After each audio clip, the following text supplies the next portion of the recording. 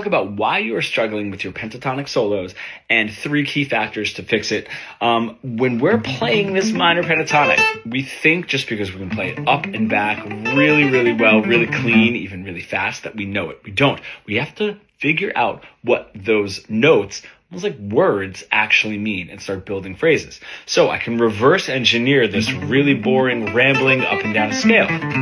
I can start driving a little bit of a story by creating an emotional arc. Our favorite guitar players speak through their guitar solos. That's why we like them so much. They're not just rambling and saying nothing, right? They understand that music is a language and the guitar is just the instrument that they're speaking that language through. So let's drive a little bit of tension and then release, right? A nice little emotional arc. And how we're going to do that is play a lick that ends on a flat 3 of the scale or the flat 7 of the scale. It's going to drive some tension up. And then play another lick that ends on my 1, my root note. And that's going to bring the tension back down. It's a really great way to drive some emotion up, right? Some tension up and then resolve it.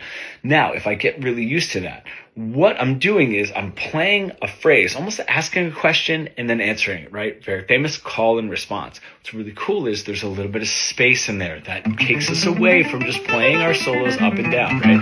Now, the next thing that I can do is say it a little bit more interesting. If I notice, I'm just playing 1 and 2 and 3 and 4, but that's not really going to be very interesting. So I can play that same tension resolution, but a little bit more of an interesting rhythm. If I just take 1 note, how I'm going to do this is put on a metronome. 1, 2, 3, 4. Downbeats are 1, 2, 3, 4. Upbeats are in between.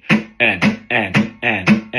Now, if I tap my foot to that, what I want to do is play a couple of notes on the foot tap, right, on the click, a couple of notes in between, and come up with something that is interesting, not just 1 and 2 and 3 and 4 and 1 and 2 and 3. It's not going to do it. So if I just 1 note. All right, a little bit interesting, right?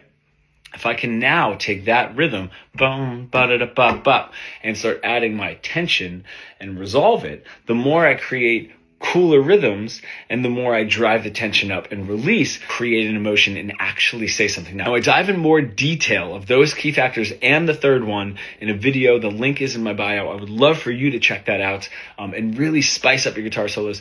And if you want to make serious progress in your guitar playing, bridging the gap between your creative ideas and what you were able to play, becoming fully fretboard fluent, comment pro below and we can get started.